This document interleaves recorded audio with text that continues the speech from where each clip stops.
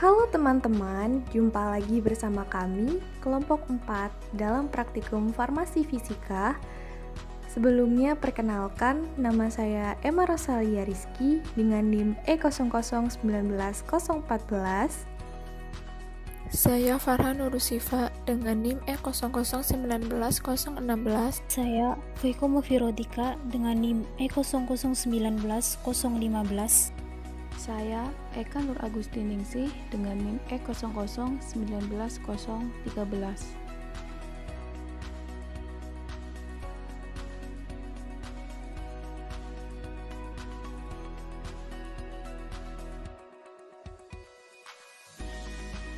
Definisi koloid. Koloid adalah suatu campuran zat heterogen atau dua fase antara dua zat atau lebih partikel-partikel zat yang berukuran koloid tersebar secara merata di dalam zat lain atau medium pendispersinya. Ukuran partikel koloid berkisar antara 1 hingga 100 nanometer. Keadaan koloid merupakan keadaan antara suatu larutan dan suatu suspensi. Sistem dispersi. Sistem dispersi adalah sistem di mana suatu zat terbagi halus atau terdispersi dalam zat lain. Koloid merupakan suatu sistem dispersi karena terdiri dari dua fase, yaitu fase terdispersi yang bersifat diskontinu dan fase pendispersi yang bersifat kontinu. Fase terdispersi umumnya memiliki jumlah yang lebih kecil atau mirip dengan zat terlarut, dan fase pendispersi jumlahnya lebih besar atau mirip pelarut pada suatu larutan. Pada contoh dispersi, ada tanah liat, di mana partikel tanah liat adalah fase terdispersi, sedangkan air merupakan fase pendispersinya. Selanjutnya ada sifat koloid efek Tyndall. Efek Tyndall adalah efek yang terjadi jika suatu larutan terkena sinar pada saat larutan sejati disinari dengan cahaya, sedangkan pada sistem koloid cahaya akan dihamburkan. Hal itu terjadi karena partikel-partikel koloid mempunyai partikel-partikel yang relatif besar untuk dapat menghamburkan sinar tersebut. Sebaliknya pada larutan sejati, partikel-partikel relatif kecil sehingga hamburan yang terjadi hanya sedikit dan sangat sulit diamati. Selanjutnya ada sifat koloid emulsi. Emulsi adalah campuran dari dua cairan yang biasanya tidak bergabung seperti minyak dan air. Perlu ditambahkan zat tertentu yang bertindak sebagai pengemulsi, yang dapat membantu dua cairan dapat bercampur secara homogen dan stabil. Menurut Farmakope edisi 4, emulsi adalah sistem dua fase yang salah satu cairannya terdispersi dalam cairan yang lain dalam bentuk tetesan kecil. Stabilitas emulsi dapat diperhatikan dengan penambahan zat yang ketiga yang disebut dengan emulgator atau emulsifying agent. Selanjutnya jenis-jenis koloid. Yang pertama, sol atau fase terdispersi padat. Antara lain, sol padat adalah sol dalam medium pendispersi padat, contohnya paduan logam, gelas warna, dan intan hitam. Sol cair adalah sol dalam medium pendispersi cair, contohnya cat, tinta, tepung dalam air. Sol gas adalah sol dalam medium pendispersi gas, contohnya debu di udara dan asap pembakaran. Yang kedua, emulsi atau fase terdispersi cair. Antara lain, emulsi padat adalah emulsi dalam medium pendispersi padat, contohnya jeli, keju, mentega, dan nasi. Emulsi cair adalah emulsi dalam medium pendispersi cair, contohnya susu, mayones, dan krim tangan. Emulsi gas adalah emulsi dalam medium pendispersi gas, contohnya hairspray dan obat nyamuk. Yang ketiga, buih atau fase terdispersi gas. Buih padat adalah buih dalam medium pendispersi padat, contohnya batu apung, marshmallow, karet busa, dan styrofoam. Buih cair adalah buih dalam pendispersi cair dalam medium pendispersi cair, contohnya putih telur yang dikocok, busa sabun. Selanjutnya, penerapan koloid dalam bidang farmasi. Pada bidang farmasi, prinsip koloid diterapkan pada minyak ikan, penisilin untuk suntikan, salep, krim. Obat-obatan yang kita konsumsi juga terbuat dari banyak proses dan sistem. Salah satunya adalah koloid. Pada pembuatan obat biasanya ada zat-zat yang tidak dapat larut dalam air sehingga harus dikemas dalam bentuk koloid supaya mudah ketika diminum. Contohnya obat dalam bentuk kapsul.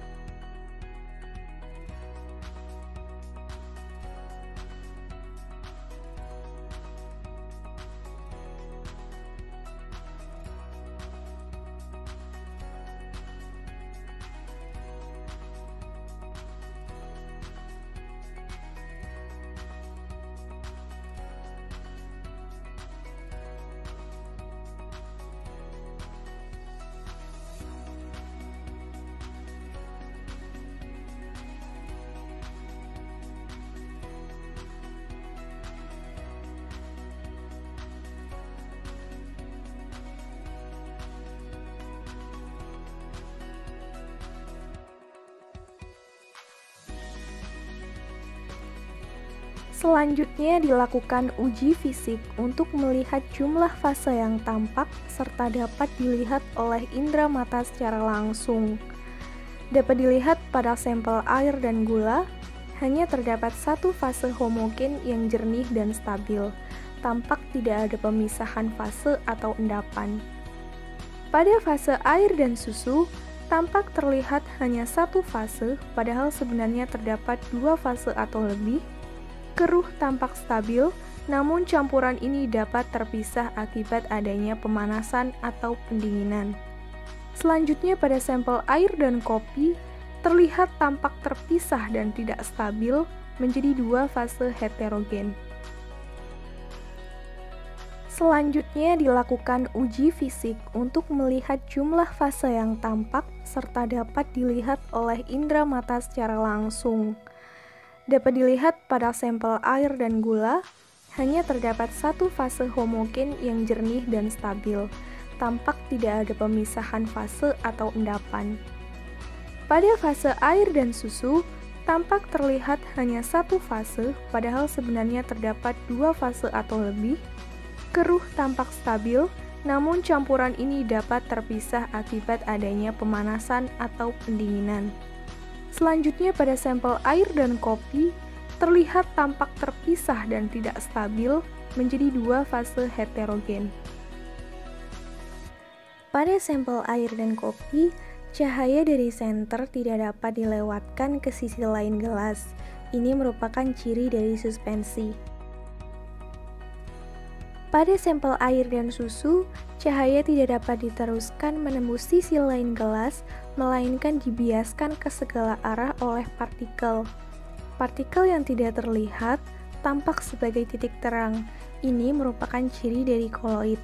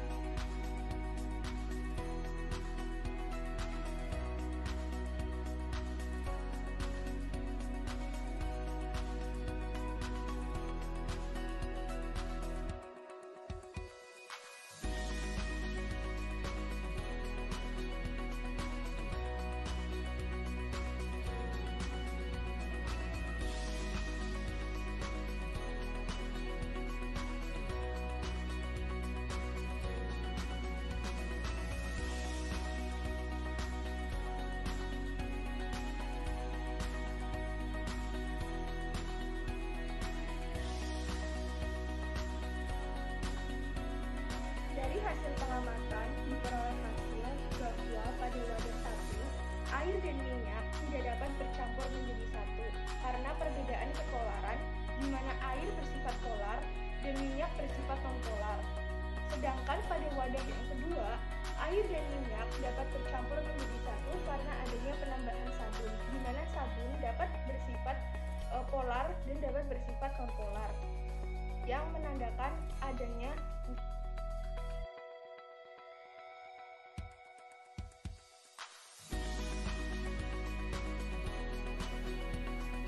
Pada praktikum kali ini yang berjudul Sifat Koloid, bertujuan agar mahasiswa dapat mengetahui gambaran mengenai sifat-sifat larutan koloidal dan mengenal penggolongan larutan koloidal. Percobaan yang dilakukan pada praktikum ini adalah efek Tyndall dan sifat emulsi. Alat dan bahan yang digunakan dalam praktikum sifat-sifat koloid uji efek Tyndall dan sifat emulsi yaitu gelas plastik, sendok, senter, kopi, susu, gula, minyak, sabun, dan air. Koloid adalah suatu campuran zat heterogen atau dua fase antara dua zat atau lebih. Partikel-partikel zat yang berukuran koloid tersebar secara merata di dalam zat lain atau medium pendispersi. Ukuran partikel koloid berkisar 1-100 nanometer. Keadaan koloid merupakan keadaan antara suatu larutan dan suatu suspensi. Efek Tyndall adalah efek yang terjadi jika suatu larutan terkena sinar. Pada saat larutan sejati disinari dengan cahaya, sedangkan pada sistem koloid cahaya akan dihamburkan. Hal itu terjadi karena partikel-partikel koloid mempunyai partikel-partikel yang relatif besar untuk dapat menghamburkan sinar tersebut. Sebaliknya, pada larutan sejati, partikel-partikel relatif kecil, sehingga hamburan yang terjadi hanya sedikit dan sangat sulit diamati. Sifat emulsi adalah campuran dari dua cairan yang biasanya tidak bergabung, seperti minyak dan air. Menurut Farmakope Indonesia edisi 4, emulsi adalah sistem dua fase yang salah satu cairannya terdispersi dalam cairan yang lain, dalam bentuk tetesan kecil. Stabilitas emulsi dapat dipertahankan dengan penambahan zat yang ketiga yang disebut dengan emulgator. Pada praktikum ini, kami melakukan dua percobaan, yaitu efek Tyndall dan sifat emulsi. Percobaan yang pertama yaitu efek Tyndall. Kemudian dilakukan 3 perlakuan: air dan gula, air dan susu, air dan kopi. Langkah yang pertama yaitu menuangkan air ke dalam masing-masing wadah, kemudian ditambahkan 1 sendok gula, susu, dan kopi ke dalam masing-masing wadah yang berisi air. Kemudian diaduk hingga larut, dan selanjutnya disinari dengan senter. Pada saat dilakukan penyinaran, terlihat bahwa sinar dari lampu senter terhadap campuran A, yaitu larutan gula dan air, diteruskan dalam satu arah. Sedangkan sinar pada campuran B dan C, yaitu air dan susu, air dan kopi, diserap atau dihamburkan dalam mediumnya sendiri, sehingga campuran B dan C tidak tembus cahaya. Hal ini dikarenakan campuran B dan C merupakan larutan koloid yang mempunyai partikel yang lebih besar dan acak, sehingga sinar datang dipantulkan oleh partikelnya ke segala arah yang disebut efek Tyndall. Wadah 1 digunakan sebagai larutan pembanding. Kemudian pada wadah kedua ditambahkan 1 sendok minyak goreng, kemudian ditambahkan 1 sendok sabun. Tujuan penambahan 1 sendok sabun yaitu karena bersifat nonpolar dan polar, sehingga dapat menyatukan antara minyak dan air yang menimbulkan busa pada larutan tersebut.